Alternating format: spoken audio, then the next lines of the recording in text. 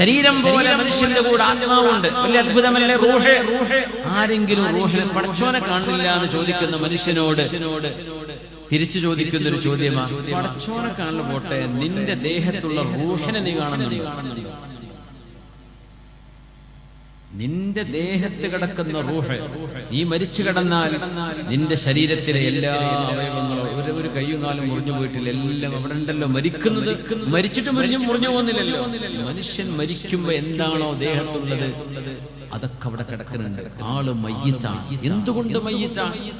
റൂഹ് പോയി, വേറെ ഒന്നും പോയിട്ടില്ല. തടിമെന്ന് ആകെ പോയത് റൂഹാണ്. ആ റൂഹിനെ നീ കണ്ടോ? ആ റൂഹാണ് നിന്റെ മുഹർരിക്. നീ എന്ന് പറയുന്ന ഈ ശരീരത്തെ ചലിപ്പിക്കുന്നത് നിന്റെ ഉള്ളിൽ കിടക്കുന്ന റൂഹാണ്. കൈവിരലുകൾ, നമ്മുടെ കണ്ണ്, നമ്മുടെ വാക്കുകൾ, നമ്മുടെ നാവ്, നമ്മുടെ വയറ്, നമ്മുടെ ബ്ലഡ് സർക്കുലേഷൻ, നമ്മുടെ ചെവി, ഇതെല്ലാം വർക്ക് ചെയ്യണമെങ്കിൽ നമ്മുടെ ഉള്ളിൽ കിടക്കുന്ന മുഹർരിക് ഏതാണ്? അതിന്റെ എഞ്ചിൻ ഏതാണ്?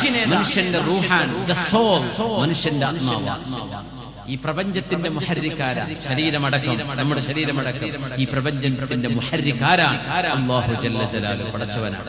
നമ്മുടെ ദേഹത്തുള്ള മുഹർരിക്കിനെ നമ്മുടെ കണ്ണുകൊണ്ട് കാണാൻ കഴിയില്ലെങ്കിൽ ഈ പ്രപഞ്ചത്തിന്റെ മുഹർരിക്കിനെ കണ്ണുകൊണ്ട് കാണണമെന്ന് വാശി പിടിക്കുന്നത് അല്ലാഹു ജല്ല ജലാലുവിന്റെ അദമത്തിനോട് യോജിക്കുന്നതാണോ? ആ ഒരു ഡിമാൻഡ്, ആ ചോദിക്കുന്നത് പോലും അല്ലാഹുവിനോട് യോജിക്കുന്നതാണോ? വലിയൊരു രാജാവുണ്ട്, ഇതിന് മുഖ്യമന്ത്രിയോ പ്രധാനമന്ത്രിയോ ഒരു പ്രസിഡന്റോ ഓഫ് എ കൺട്രി, ഒരു രാജ്യത്തിന്റെ പ്രസിഡന്റ്, നിങ്ങൾ പറയാ ആ പ്രസിഡന്റ് എന്റെ പുരക്കട് വന്നാലേ എനിക്ക് വിശ്വാസമാവുള്ളൂ. പ്രസിഡന്റ് അവിടെ ഇരിക്കുന്നുണ്ട്, രാജധാനിയിലുണ്ട് എന്ന് പറയും, എനിക്കത് വിശ്വാസമല്ല. ആ പ്രസിഡന്റ് എന്റെ മുമ്പിൽ, എന്റെ വീട്ടിൽ, എന്റെ മുമ്പിലെ കസേരയിൽ വന്നിരിക്കട്ടെ, എന്നാലേ എനിക്ക് ബോധ്യപ്പെടൂ എന്ന് പറഞ്ഞാൽ ആ മനുഷ്യനോട് ചെയ്യുന്ന അനാദരവല്ല ഈ ഡിമാൻഡ്? മിനിമം അനാദരവാണ്. അല്ലാഹു ജല്ല ജലാലുഹു എന്ന മനുഷ്യന്റെ സൃഷ്ടികൾക്ക്, മനുഷ്യന്റെ ദൃഷ്ടിക്ക്, മനുഷ്യന്റെ കഴിവുകൾക്ക്, മനുഷ്യന്റെ ഇന്ദ്രിയങ്ങൾക്ക് അതീതനായ അല്ലാഹു ജല്ല ജലാലുവിനെ കണ്ണുകൊണ്ട് കാണണം എന്ന് ഡിമാൻഡ് ചെയ്യുന്നത് പോലും അല്ലാഹുവിനെ ചെറുതായി കാണലാണ്. അതുകൊണ്ടാണ് മൂസ നബിയോട് റബ്ബി അരിനീ അൻദുർ ഇലൈക, റബ്ബി അരിനീ അൻദുർ ഇലൈക, അല്ലാഹുവേ നിന്നെ നീ എനിക്ക് കാണിച്ചു തരുമോ? മൂസ നബി ചോദിച്ച ചോദ്യം എങ്ങനെയാ? പടച്ചവനെ, നീ നിന്നെ എനിക്ക് കാണിച്ചു തരുമോ? എന്തല്ല, ഞാൻ നിന്നെ നോക്കട്ടെ എന്നല്ല, ഞാൻ നോക്കിയാ കാണൂല എന്ന് എനിക്കറിയാം പടച്ചവനെ. മൂസ നബി പറയുന്നത് നബിയാണ്, പക്ഷേ നീ എനിക്ക് കാണിച്ചു തന്നാൽ എനിക്ക് കാണാൻ കഴിയും. അങ്ങനെയാണല്ലോ. നീ നിന്നെ എനിക്ക് കാണിച്ചു തന്നാൽ എനിക്ക് കാണാൻ പറ്റും.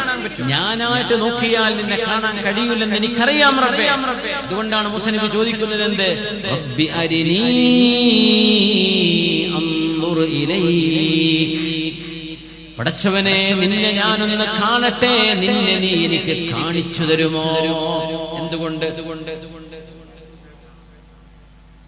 എന്തുകൊണ്ട് ലാ തുദ്രികുൽ അബ്സാർ വഹുവ യുദ്രികുൽ അബ്സാർ വഹുവൽ ലതീഫുൽ ഖബീർ. അല്ലാഹു കണ്ണുകളെ കൊണ്ട് ഇഹാത്ത ചെയ്യാൻ പറ്റുന്നവനല്ല. അല്ലാഹുവിനെ കണ്ണുകൊണ്ട് മനുഷ്യന് ഉൾക്കൊള്ളാൻ കഴിയില്ല. അല്ലാഹുവിനെ കണ്ണുകൊണ്ട് കാണാൻ കഴിയില്ല. ഈ ഭൂമിയിൽ, ഈ പ്രപഞ്ചത്തിൽ വഹുവ യുദ്രികുൽ അബ്സാർ, എന്നാൽ കാണാത്ത കണ്ണുകൾക്ക് കാണിച്ചു കൊടുക്കാൻ അല്ലാഹു കഴിവുള്ളവനാണ്. മനുഷ്യന്റെ കണ്ണുകൾക്ക് അല്ലാഹുവിനെ കാണുക സാധ്യമല്ല. ഈ ലോകത്ത്, പരലോകത്ത് കാണാം. വഹുവ യുദ്രികുൽ അബ്സാർ, മനുഷ്യന്റെ കണ്ണുകളെ കീഴ്പ്പെടുത്താൻ കഴിയുന്നവനാണ് അല്ലാഹു. കണ്ടതിനെ കാണിക്കാതിരിക്കാനും കാണാത്തതിനെ കാണിച്ചു കൊടുക്കാനും അല്ലാഹു ജല്ല ജലാലുവിന് കഴിയും. വഹുവൽ ലതീഫുൽ ഖബീർ, അതിസൂക്ഷ്മമായ അറിവുള്ളവനാണ് അല്ലാഹു. എല്ലാം സൂക്ഷ്മമായി നിരീക്ഷിക്കുന്നവനാണ് അല്ലാഹു. റബ്ബി അരിനീ അൻദുർ ഇലൈക. മൂസ നബിയുടെ മനസ്സിൽ വന്ന ഒരു അനുരാഗം, ഒരു സ്നേഹം, അല്ലാഹുവിനോടുള്ള ഒരു ഷൗഖ്, അല്ലാഹുവിനോടുള്ള ഒരു മഹബ്ബത്ത്. റബ്ബേ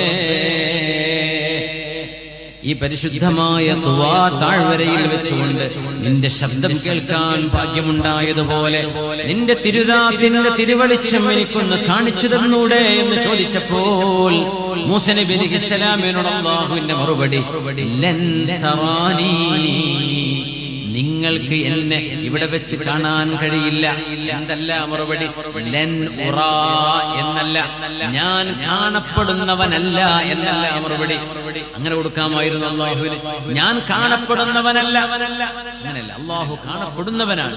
ഇന്നകും സതറൂന റബ്ബകും കമാ തറൂനൽ ഖമറ ലൈലത്തൽ ബദർ വഹൽ തുഹാജൂന ഹൽ തുളാറൂന ഫീ റുയത്തിൽ ഖമർ. നിങ്ങൾക്ക് പരിപൂർണ്ണ ചന്ദ്രനെ കാണാൻ തോളിൽ കയറേണ്ടതുണ്ടോ? പ്രയാസം അനുഭവിക്കേണ്ടതുണ്ടോ? ഇല്ല നബിയേ. 14-ാം രാവിലെ ചന്ദ്രനെ നിങ്ങൾ ഓരോരുത്തർക്കും മേലോട്ട് നോക്കിയാൽ കോടിക്കണക്കിന് ആളുകൾക്ക് ഒരേ സമയം കാണാൻ കഴിയുന്ന പോലെ അല്ലാഹു ജല്ല ജലാലുവിനെ നിങ്ങൾ നാളെ കാണുക തന്നെ ചെയ്യും എന്ന് മുഹമ്മദ് മുസ്തഫ സ്വല്ലല്ലാഹു അലൈഹി വസല്ലം. മനുഷ്യന്റെ ഈ ലോകത്തിന്റെ ലക്ഷ്യം അതാ. നമ്മൾ എന്താവണം കുട്ടിയെ? എഞ്ചിനീയറോ ഡോക്ടറോ പൈലറ്റോ അല്ലെങ്കിൽ ഷിപ്പിന്റെ ക്യാപ്റ്റനോ അല്ലെങ്കിൽ ഒരു ആർമി ചീഫോ ഒരു സയന്റിസ്റ്റോ ഒക്കെ നമ്മുടെ മക്കൾക്ക് ആവണമെന്ന് ആഗ്രഹിക്കാം. പക്ഷേ ശരിക്കും ആഗ്രഹിക്കേണ്ടത് എന്റെ പടച്ചവനെ എനിക്ക് കാണാൻ യോഗ്യതയുണ്ടായിരിക്കണം. I want to see Allah. I want to look at the radiant face of Allah. അല്ലാഹുവിന്റെ പരിശുദ്ധമായ വജൂഹു യൗമഇദിൻ നാദിറ ഇലാ റബ്ബിഹാ നാദിറ.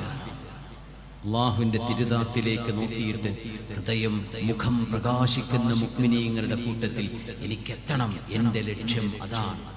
അങ്ങനെ പറയുന്ന മക്കള്, അങ്ങനെ ചിന്തിക്കുന്ന ഒരു സമൂഹം. എന്താ ലക്ഷ്യം? എനിക്ക് സ്വർഗത്തിലെത്തണം, എന്റെ ലക്ഷ്യം സ്വർഗലോകമാണ്. ഇവിടം ഇങ്ങനെ തീർന്നു പോകും, ഇവിടം ഇങ്ങനെ ഇന്ന് നാളെ അസുഖം ആക്സിഡന്റ് ഒക്കെ ആയിട്ട് ഇതങ്ങനെ കഴിഞ്ഞു പോകും. പക്ഷേ നാളത്തെ ഒരു ജീവിതമുണ്ട്, അത് അനന്തമാണ്, അത് മരണമില്ലാത്ത ലോകമാണ്. ആ ലോകത്തെനിക്ക് എന്റെ റബ്ബിന്റെ ജിവാറ് ലഭിക്കണം എന്ന് കൊതിക്കുന്ന ഒരു ഹൃദയം, അതാവട്ടെ നമ്മുടെ ലക്ഷ്യം. അല്ലാഹു നമ്മെ എത്തിച്ചു തരട്ടെ. അല്ലാഹുമ്മ ഇന്നാ നസ്അലുക ലദ്ദത നദ്രി ഇലാ വജ്ഹിക വശൗഖ ഇലാ ലിഖാഇക ഫീ ഗൈരി ളറാഅ മുദിറത്തിൻ വലാ ഫിത്നത്തിൻ മുദില്ല. അല്ലാഹു നമുക്ക് അതിന്റെ ഭാഗ്യം നൽകട്ടെ.